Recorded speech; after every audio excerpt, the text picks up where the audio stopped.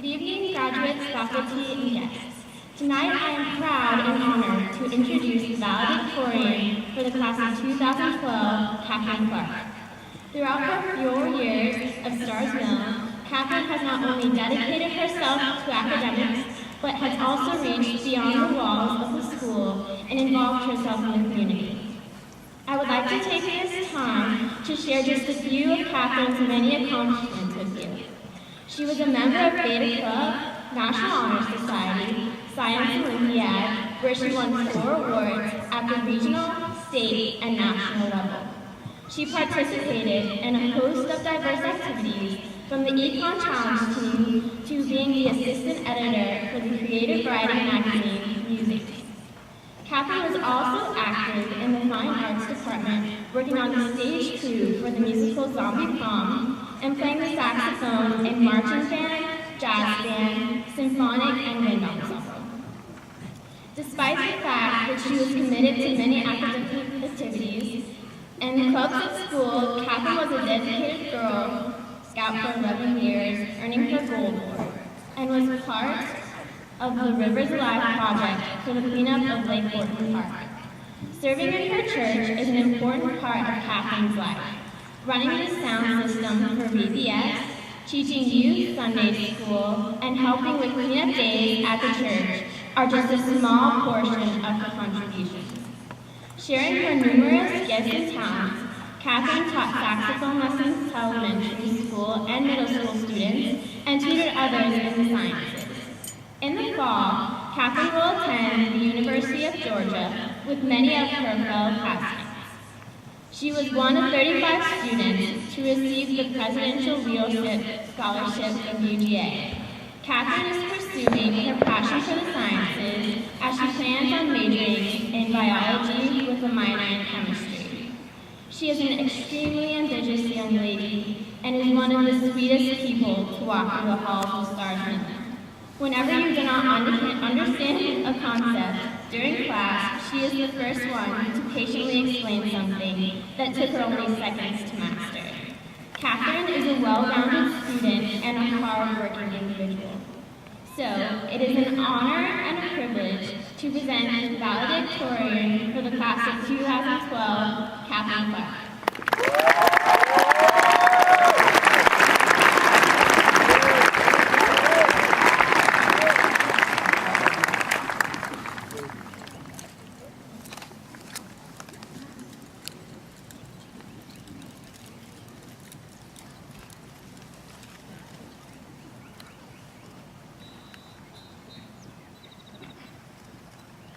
Good evening, everyone. I was told I needed to get a couple of good laughs from my speech, and I know my dad gives a few chuckles from his puns, emphasis on the few, so I thought I'd start with a couple of them. 2 atoms are walking down the street. One says, "I think I lost an electron." The other says, "Are you sure?" The first replies, "I'm positive."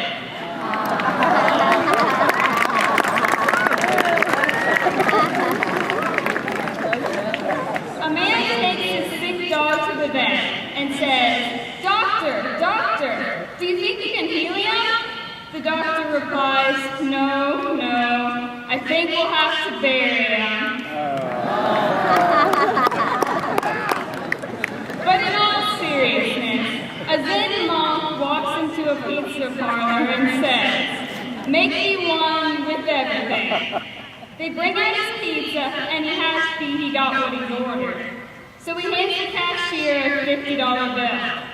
The cashier puts the money in the register and starts to turn away. When the monk asks for his change, the cashier says, "Change must come from within."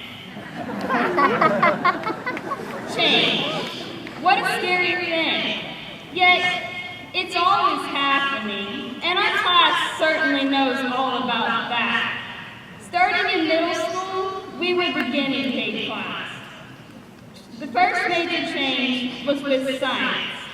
Our class was the first class where the sciences were reordered, making earth science a 6th grade course and physical science an 8.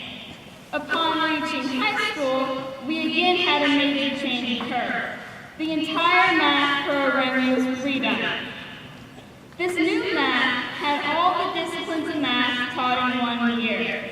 You'd be taking some algebra and some geometry and some statistics. Math is not the only change that started with the high school class. The graduation requirements were also adjusted. We were required to have 4 sciences compared to the previous 3, and with the change in the graduation test, the third one, junior year, had to be a physics. In a way, we are the class of change. Furthermore, the changes that affected our class didn't just occur at school. The year many of us were born, 1993, marks some incredible firsts of the world.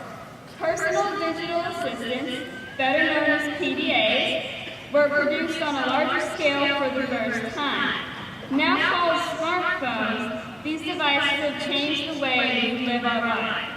They keep track of our calendar, have access to endless amounts of knowledge, and can be easily carried anywhere.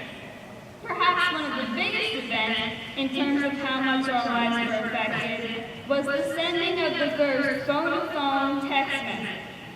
It was sent in Los Angeles and said, "Birth." Over 4.1 billion messages are sent per day now. Texting changed the way people communicate and changed the language of today, adding slang like LOL, soil, and YOLO. On September 11, 2001, disaster struck the United States and changed everyone's lives. Whether it was knowing that a dad would never come home again, or just having to deal with increased airport security, the collapse of the Twin Towers was a devastating change to the United States. We celebrated the 10-year anniversary this past September, near the start of our senior year. In 2001, we were just starting 2nd grade, and this event became the defining moment of our generation. As Matt mentioned earlier, this is why all the graduates are carrying the flag today. We are one of the last classes who can actually remember that day. However, whether you remember it or not, 9/11 still greatly changed America and the way we live today. The world has quite obviously changed around us, sometimes for the better, sometimes not. As we enter the real world, as my dad likes to say, now is our opportunity to be an impact.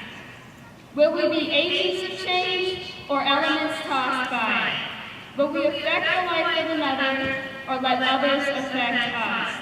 Will we make the change or will we be surprised by it? With the knowledge of high school behind us and the many opportunities ahead of us, we can be the agents of change. How? Be passionate. Run to make a change. Walking's too slow to reach the goal.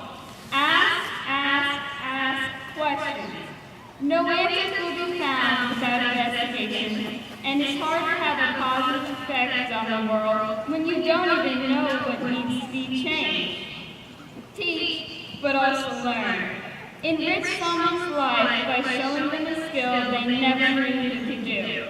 However, be willing to have your life enriched when someone else is teaching. Major changes especially will require both teaching and learning. Find your vision and inspire. Like Martin Luther King Jr., everyone has a dream, a vision for the world. Start the changes that make it come true. Without people who had a better vision of a way to communicate, the smartphone wouldn't exist.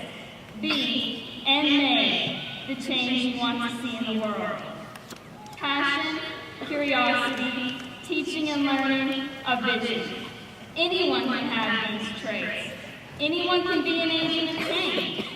Whether you're big or small, or anyone at all, you too can change the world. I feel like Dr. Seuss would have said that, but I couldn't find a quote where he said it. We all have the power to bring about change. An agent of change doesn't have to be any one way. Steve Jobs, a man with some of the greatest impact on technology today, had only one semester of college and had no training as a computer scientist. He was also adopted, but none of this kept him from bringing his visions to life. Jobs had a provision for perfection that brought his changes to the world. While I'm not saying you shouldn't go to college, remember that, like Jobs, you don't have to have a perfect life to make a difference. We all can change the world. So, congratulations, class of 2012. We made it through high school, but we still have our whole future ahead of us. Rather than being tossed by the waves, let's be the waves. Let's go change the world.